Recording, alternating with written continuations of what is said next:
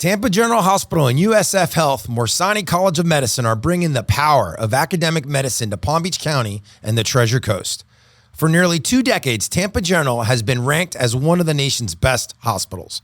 And for over 50 years, Tampa General has been Florida's leading academic health system. Learn more about their growing network of physicians at tgh.org/the Palm Beaches.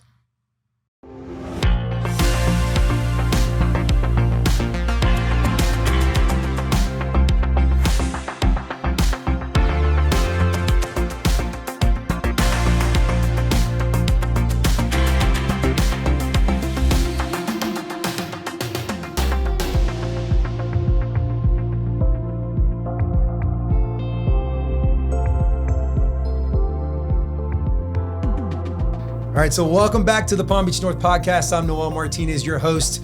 And today we have the pleasure of speaking with Brendon Pantano, the founder and CEO of Coastal Waste and Recycling. Coastal is one of the biggest waste and recycling businesses in all of the Southeastern United States, and we're really excited to have him here.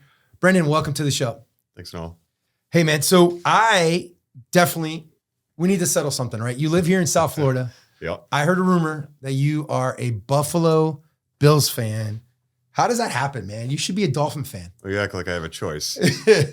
You grow up in Buffalo, you don't get an option. So you're either on or you're not. So you're part of that Bills mafia then, I guess, huh? Hardcore. There's no way I could kind of get you to be a Dolphin fan? Not a chance. Oh, man. Not a chance. Oh, well, let's talk about that. You grew up in Buffalo. Mm-hmm. Tell me a little about your roots. Tell me about where you grew up. What were you like as a kid? Yeah, so I grew up in a small town in Fredonia, New York, which is like west of Buffalo, about 40 miles. Little town, about 16,000 people, but grew up there, and family had a waste and recycling company as well as a painting company. So third generation garbage guy that just kind of got used to going into work with dad at a young age. And, you know, it was really just all about work and sports. And it's work, sports. Tell me, you played sports growing up? Yeah. Tell me about that. Played hockey, played baseball, but when we weren't in sports or at school, we were working. I think those are kind of some of the early memories and some of the things that really got me excited about the waste industry was just all that time I got to spend around the shop as a kid. Awesome. And now tell me, wife, kids, you have a family? Yeah. So I've been with my wife since she was 15, so about 25 years. That's awesome. Yeah. I have a 16-year-old daughter, a 14-year-old daughter, and a 10-year-old son. And you guys all live here in Palm Beach County down in Boca, right? Yeah, right in Boca Raton. We love it there. Great. Tell me a little bit more about Coastal Waste and Recycling. So what exactly do you guys do? What kind of services do you guys provide? Yeah, so we're a full service waste company. So residential, which is your homes, commercial, which is your businesses, and then industrial, which is construction and large container waste. We also do portable toilets, and a big part of the business and where we started was in the recycling side. So we recycle construction, demolition, debris, and other waste products.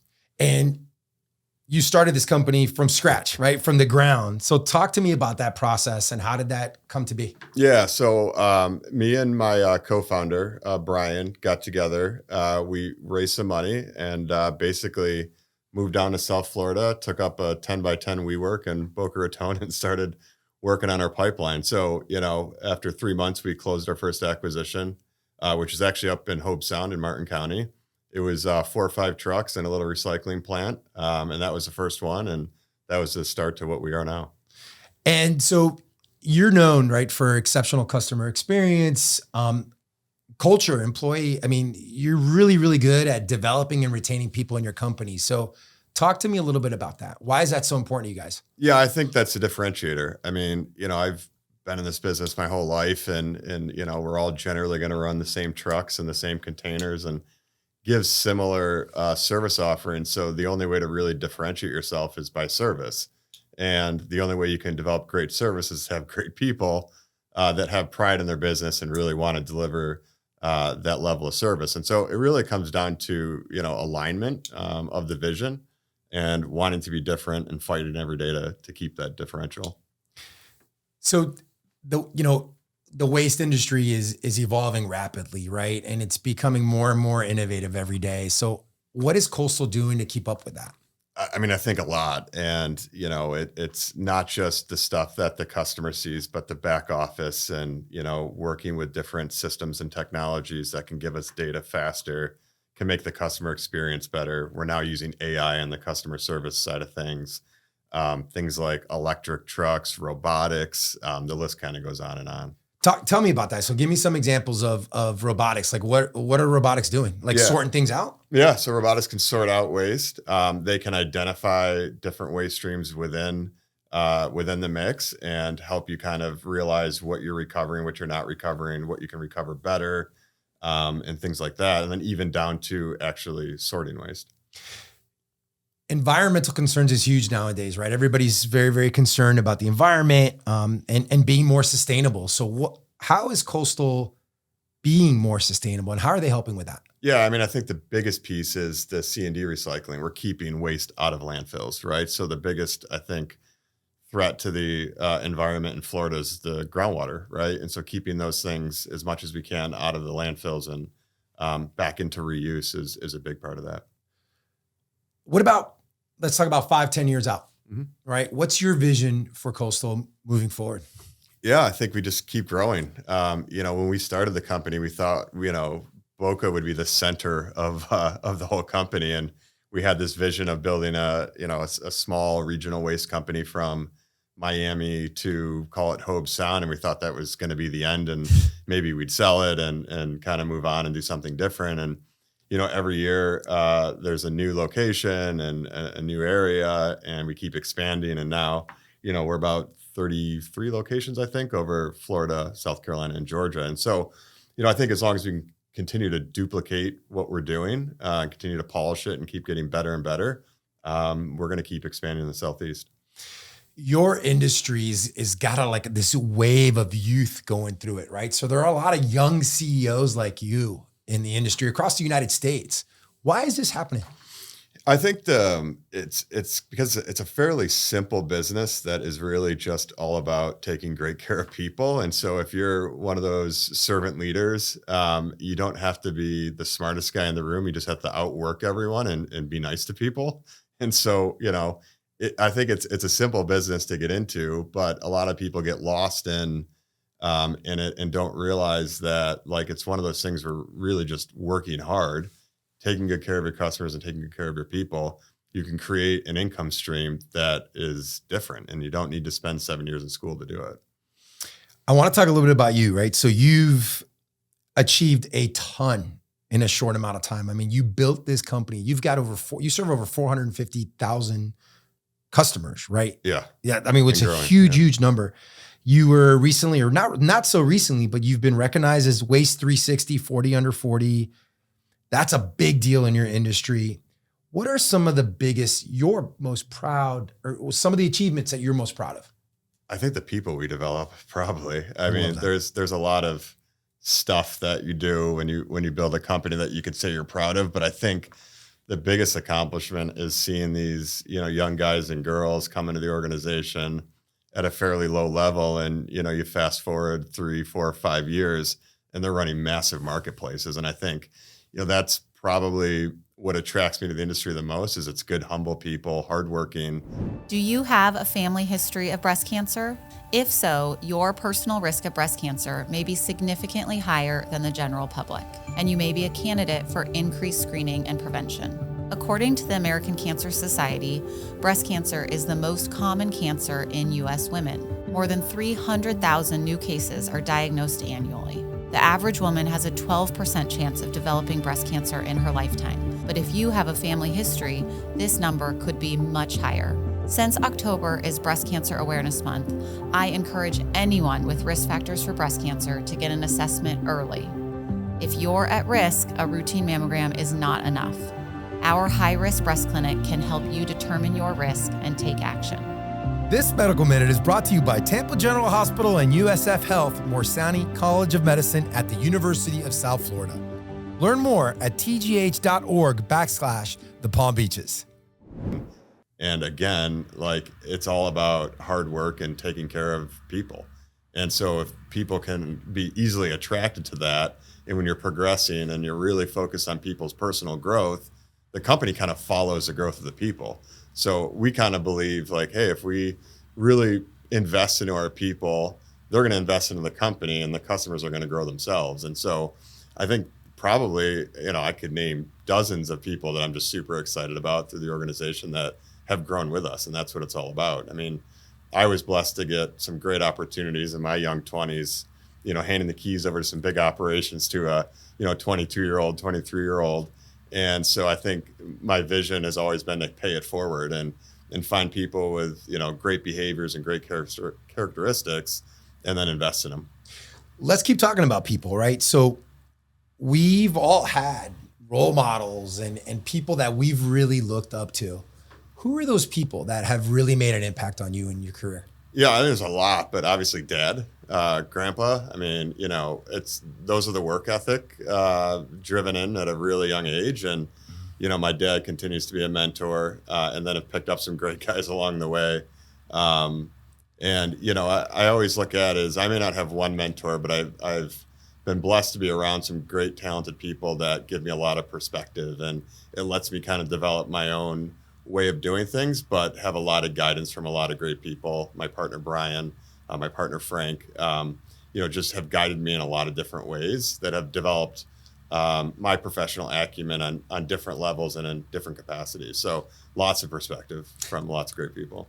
I want to go back to your dad. Talk to me about your dad, right? So obviously you've kind of followed in his footsteps. So what was he like? What is he like? Like, what was he like when you worked for him? Did you work for him at some point? I didn't get paid. So you don't know, it's not really working. I volunteered at the family business, and I think, he was hardcore and all about getting the job done and not leaving till it was finished. And I think, that's the early foundational stuff that you have to do. And, don't ever ask anybody to do something that you haven't done or you wouldn't do. And when you are asking them to do hard things, just stick around and be side by side with them in the trenches. And I think, that's the early days when I thought he was being hard on me. But when you think back now, it's like, that's leadership. And so when I was really young, going to the shop every weekend and sweeping floors or organizing the shop or stacking parts, he was teaching me leadership. That's great, man. All right, so let's keep talking about leadership. Talk to me about what leadership principles have really guided you in building Coastal to what it is today. Yeah, I mean, I think it's, investing in people that want to work hard. Like you can't make people want to work hard, but you can make people that want to work hard. You can give them the tools and the autonomy and the ability to grow. And so I think the key thing that I take away is, like, let's find great people that have great character and want to work hard and be successful. What we actually do for a living is not terribly complicated. And so if you can find highly motivated people and continue to invest in their both leadership skills and their tactical skills, you can develop some really great people. All right, so you're a busy guy, right? You work a lot of hours. I'm sure you're at the plant at like probably 4:00 in the morning and probably don't leave till late at night. So how does a CEO like you really balance work and home life, man? And you're a dad, you have a wife, you guys have been married a long time. How do you do that? Talk to me about that. Yeah, I mean, I think in the beginning it was really hard. I'm wearing a lot of hats and it's long hours. It's setting, the cadence of the organization. It's being there for the team. And then I think as it's evolved over the years, the job has changed significantly. And so, now I have a big team, a strong team, and I find, more and more delegation of the things that I used to do that I find to be boring or monotonous have become like new opportunities for the team to grow and develop. And so I think it's really just about having a plan. And if your plan doesn't include the home time and the home life and going to cut loose once in a while, that you can get burned out. And so I think it's just, it's what you said. It's just about creating balance. But if you're not intentional about creating balance, then it's not going to happen. But what I find is the more I delegate and give the team more autonomy, the better and faster we grow. That's awesome. Talking about cutting loose. So what do you like to do in your free time? What do you do when you're not working? Spending time with the kids. They're involved in sports and spending time there. And admittedly, we talked earlier, I like to golf. So that's a work in progress, and I'm able to enjoy that with my wife and son. And we like to get out and boat and do all the awesome things that South Florida has to offer. And your wife, you told me earlier, your wife and son both golf. Are they better golfers than you? If you ask my son, he is, but the scorecard might suggest otherwise. We got to edit. We got to show him that part. We just got to cut that for him. His swing's better than mine. We'll give him that. Good. So Coastal's involved in a lot of different organizations in the community. I know community engagement's super important to you and your company. It's part of who you guys are. So talk to me about that. What organizations are you involved with and why? Yeah, I mean, we try to stay involved in things that help like the underserved side of the community and beach cleanups and things like that. And so I think, we're so blessed to all be so successful and fortunate and have, great opportunities within the company that we just feel the sense to give back, right? And so, generally, if someone asks to participate in these initiatives, we're going to do it. And so oftentimes involved with kids. Like we love the touch of trucks, getting trucks out to the schools, letting people see what we do, and recycling education, Habitat for Humanity, and obviously the beach cleanups are another great one where we can get involved with others and participate in cleaning up the community. So this is going to be a funny question, right? Because I don't know if you could ever imagine your life with not being in waste management, right? Because you've grown up in it. But if you weren't in this industry, what else do you think you would do? I think I enjoy other businesses. I like business. I think I was lucky enough to be raised in this industry, which has been super fortunate to myself and to the family. And but at the core of it all, I just love business. And so I think, down the road, just love to help mentor other CEOs and people that are going through some of the challenges that I went through. I mean, you start a company and you're kind of by yourself. And I was a first-time CEO, and I didn't know what that meant. I had no idea what I was supposed to be doing. But, when you think about where I want to spend my time is, I'd love to be able to invest in startup companies that have young or new CEOs and try to help them avoid some of the mistakes that I made and, try to help them be their best. Let's talk about that a little bit. What kind of advice would you give a young entrepreneur? Someone that wants to really jump out and do something on their own. Yeah, I think, have a plan. And just remember who gets you to the top. It's your team. It's not you. And so to, motivate, smart people to work hard and take small risks. I think success is just a million fails forward. So encourage people to make small mistakes, guide them, pick them back up, and put them back out there and let them keep going. And I think, some of the mistakes I made was trying to hang on too tight when we were small and afraid to make a mistake. And if you're not encouraging your team to make mistakes, then think about all the opportunities you're not gonna get. And so even if they fail, don't let them fail big, right? Because you don't want to tank a startup company, but if you don't take the opportunity, even if you miss on 2 or 3 of them, you might hit on 10 of them. And so just go out there and swing the bat. That's great advice, Brendon. All right, so we've got time for probably a couple more questions, and I want to have some fun with this one. I want people to get to know you a little bit. So let's say you could have dinner with any 3 people. You could go back living, historical, anybody. Who would those 3 people be? Ooh, that's a tough one. I would like to meet Elon Musk. He's a fascinating guy. He is. Yeah. Why? Why do you want to meet him? He doesn't see. I don't think he sees failure, and so he's just one of those people. They have to be wired different, and so I think that would be awesome. Steve Jobs maybe would be another one. Mm-hmm. Just another one that just strives for innovation and to change things and to never kind of, give up on an idea and push innovation that's arguably changed the world. And maybe a third one, give that a lot of thought, but I'm sure I could find someone. Yeah. Probably someone that's been, in the business world for a long time. I feel like, there's probably dozens and dozens of great businessmen out there and women that have just great perspective. And I think, the longer you've been doing it, the more mistakes you've made, the more perspective you have. I bet that would be a lot of fun. Great. All right. Well, last question. We only have time for about one more. So it's kind of deep. All right. So bear with me here and talk to me. Tell me what you want your legacy to be. Long gone for many, many, many years from now. You want people to look back and think of you. What do you want them to think about? I think that, I was a great developer of talent, that I supported them along their journey, and, that I gave everything I had to make sure that they were successful. And so, we'll forget about Coastal at some point down the road, I'm sure, and we'll, forget about that. But I think that they had fun, and that they grew as an individual, and that they had a great experience, and that they know they could always pick up the phone and call me and bend my ear, and we can talk trash or whatever else they want to talk about. But I think that's it. I think I'd love to be remembered as a talent developer. Anything I haven't covered? Anything that that our listeners, viewers need to know about Coastal? Anything I've forgotten? No, I mean, I just think it's it's a company that's not perfect, but we work hard every day to keep the culture that we've created, and it's a fun place to work if you're not afraid to work hard and learn. We focus a lot on leadership development and talent development, and it's a great opportunity. And I think a lot of people, when they think about coming to work for a waste company, is, well, maybe I don't have any experience. And we started our MIT program maybe a year and a half, 2 years ago, bringing young college kids in right out of school with no experience. And so I think it doesn't always appear to be maybe the most sexy industry in the world, but I would encourage people to give it a try, whether it's with us or with another organization.